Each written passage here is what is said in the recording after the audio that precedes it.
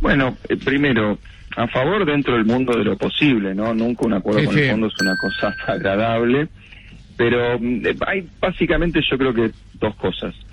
Primero, que yo creo que el fondo ha hecho una especie de mea culpa porque es la primera vez que vemos un acuerdo donde Argentina devuelve la deuda en un periodo largo, en este caso son 12 años, y a cambio de eso el fondo no te está pidiendo las típicas reformas estructurales, la reforma laboral, la reforma previsional que usualmente pide, sino que te está pidiendo una reducción del déficit fiscal.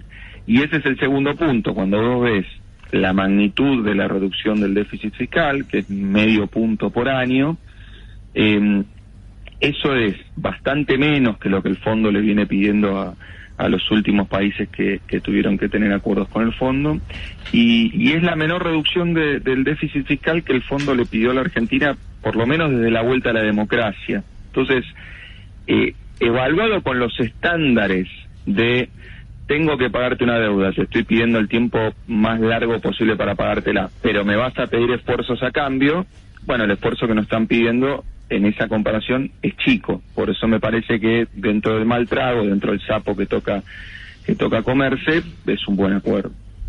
Vos sabés que yo lo escuchaba hace un rato en el informativo a Moró, bueno, en realidad declaraciones de Moró, diciendo que este acuerdo está lleno de peligros. ¿Vos tenés idea a qué peligro se puede referir? La verdad que no porque, primero, si el acuerdo va en las líneas que mostró el presidente y mostró el ministro, no veo que tenga peligros. Ahora, si Moró conoce alguna cosa oculta de la cual la sociedad y los analistas no estamos al tanto, bueno, ese es otro punto. A mí me parece que peligrosa era la situación con la cual Argentina llegó al acuerdo, porque la verdad que las reservas del Banco Central llegaron en niveles muy bajos, la brecha cambiaria llegó en un nivel muy alto, y por otro lado, digamos, en toda la historia del fondo, no hay antecedentes de que un país del tamaño que tiene la Argentina, y a eso le sumo con el crédito más grande en la historia del fondo, haya entrado en lo que se denomina atrasos con el fondo, o sea, haya, digamos, no pagado. Entonces, a ver, si Néstor Kirchner en su momento decidió firmar un acuerdo que era peor que este, digamos, con el solo objetivo de ganar un poco de tiempo, hasta que juntara la plata y le pudiera pagar, y la situación era bastante mejor que la actual, me parece que en ese sentido peligroso era no acordar. Te puedo hacer una pregunta que capaz un poco molesta, pero vos sabés que cada tanto te hago preguntas molestas. Vos fuiste viceministro de Axel. ¿Vos sos kirchnerista? Mira, me parece que si me lo preguntás así sin beneficio de inventario, te respondería que sí, porque yo en general me parece que uno elige, digamos, sus afinidades políticas por los aciertos de los espacios, no por los errores.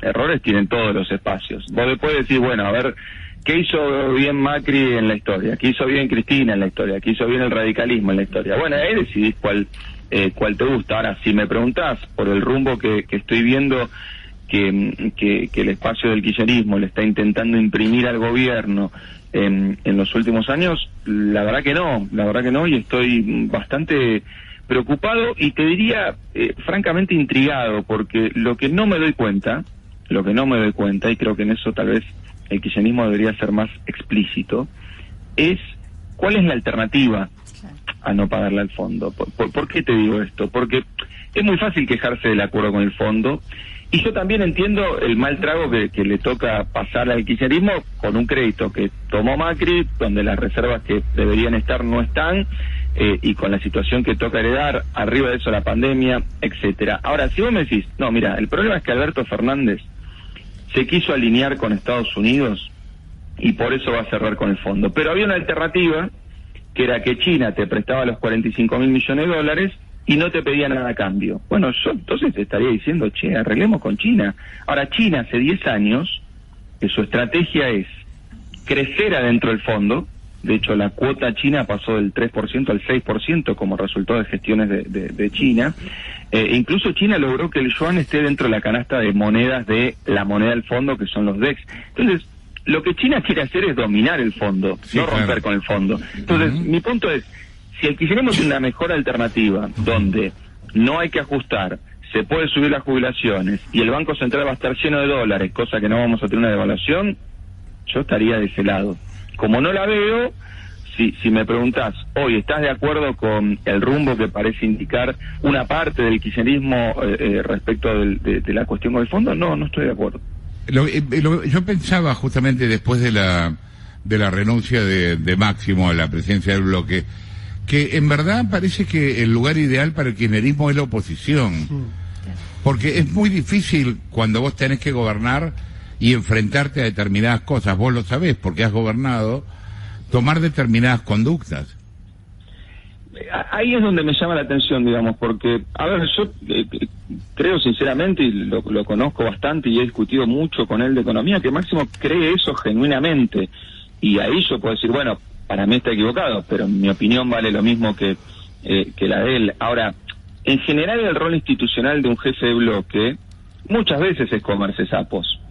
A mí me ha tocado discutir con el entonces jefe de bloque nuestro, que era Agustín Rossi, y Agustín Rossi me discutía cada cosa que nosotros mandábamos al Congreso hasta el hueso. Ahora, después cuando le tocaba defenderlas, era un soldado, digamos. Como fue un soldado Miguel Ángel Pichetto como jefe de bloque en el Senado. Entonces, a mí me parece que si vos estás dentro de un gobierno, primero tenés una responsabilidad institucional, que la sabías el día 1, porque tampoco es que Alberto Fernández arrancó la campaña diciendo yo no le voy a pagar al fondo.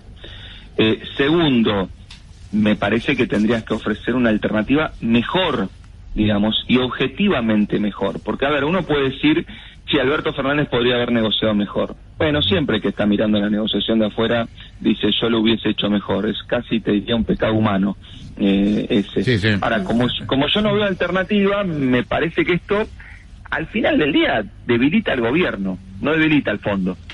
Porque si debilita al fondo, yo te diría, bueno, ¿sabes qué? Mira, no le regalaron 45.000 millones de dólares a Macri, nos metieron en un lío enorme. Si podemos tener una estrategia para debilitar al fondo, bienvenida sea, pero a mí me parece que esta estrategia debilita al gobierno. Cecilia. Sí, pensaba que Emanuel podría describirnos cómo es la Argentina sin acuerdo con el fondo, porque en definitiva Máximo está diciendo esto no lo quiero. ¿Cómo es el escenario que quiere Máximo Kirchner, que es una Argentina sin acuerdo con el fondo? Bueno, mira, nosotros sacamos un reporte hace una semana y lo llamábamos la dimensión desconocida, porque la verdad, vos sabés que el único laboratorio que tenemos los economistas es la historia, y de vuelta no hay antecedentes en la historia de un crédito tan grande y de un país tan grande como Argentina no pagando el fondo. Ahora, los argentinos, cuando tenemos alguna duda y tenemos que esperar a ver qué pasa, esa espera en general la hacemos con dólares en el bolsillo, no con pesos. Claro. Entonces, en un escenario donde vos vas a lo desconocido, a la incertidumbre, lo más probable es que a una demanda de dólares que se hace estructuralmente alta, vos le pusieras un poquito más de nafta. Y cuando te das vuelta y mirás cuántas reservas hay en el Banco Central, hay realmente muy pocas. Entonces, me parece que hubiese configurado una situación donde el gobierno, la única alternativa que hubiese tenido es frenar las importaciones para cuidar los dólares, y el freno de las importaciones lo que te hace es frenarte la recuperación. Ni que hablar del resto de mecanismos que se disparan cuando vos entras en atraso con el fondo. No, ni siquiera. Te doy un ejemplo muy sencillo. Hoy hay un montón de compañías que exportan en Argentina y que para financiar esas exportaciones tienen créditos en dólares de bancos del exterior.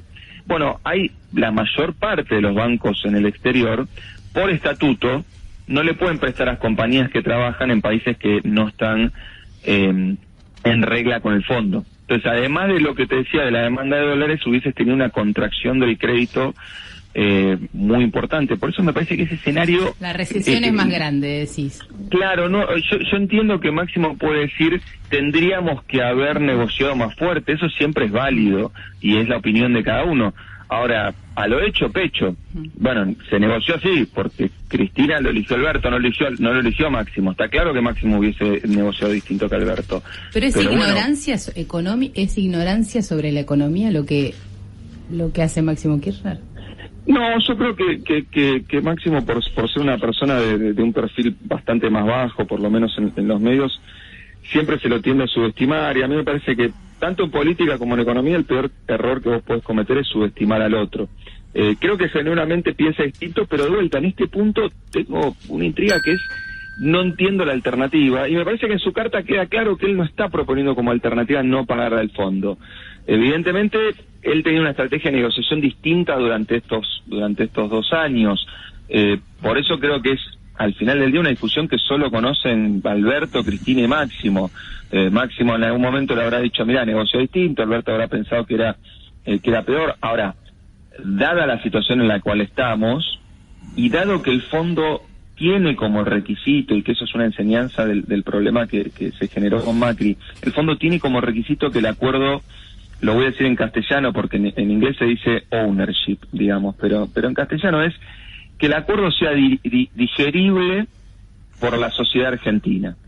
Y que sea digerible significa que te lo banquen las fuerzas políticas que representan las distintas ideologías que hay en la sociedad argentina. Entonces, si el acuerdo no se lo traga ni siquiera tu propia coalición, bueno, ahora quiero ver cómo va a ser la discusión con la oposición, porque la oposición va a decir convencer a Máximo primero.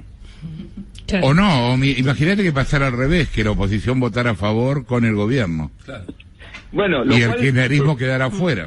Lo cual también sería una debilidad para el gobierno, ¿no? Lo cual también sería una debilidad para el gobierno, porque obviamente una base electoral está representada por el kirchnerismo. Ahora, sí, claro. Por lo menos en las palabras del propio presidente, y eso me llama la atención, el presidente ha dicho que Cristina no está de acuerdo con esta renuncia. Entonces, ahí es donde yo digo, bueno, o la jefa es Cristina o la jefa no es Cristina, digamos.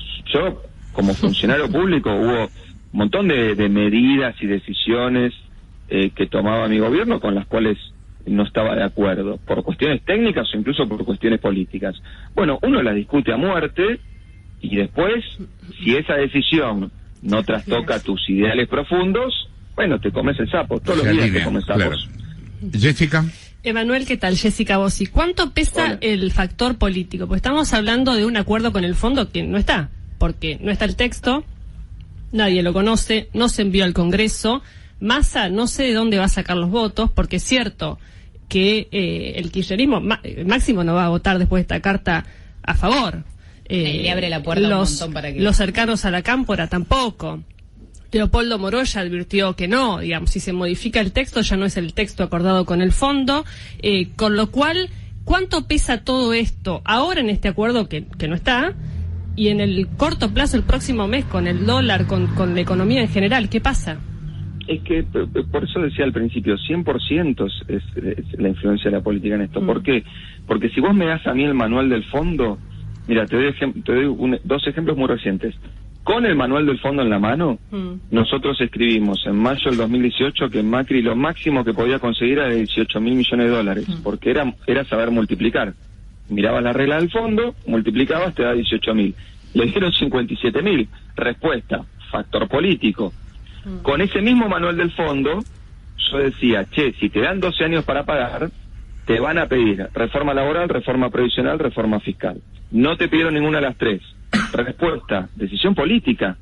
Entonces, si la negociación implica todo ese empuje político para que el fondo se salga de su manual, tal vez incluso con la retórica de, mirá, te saliste de tu manual con Macri y encima le diste 45.000 millones de dólares, con lo cual saliste un poco ahora que encima te salí gratis, no es que me tenés que dar más plata. Bueno, si hiciste esa fuerza política y en tu scrum, viste, se levanta uno y dice, yo un poco para el otro lado, bueno, es complicado.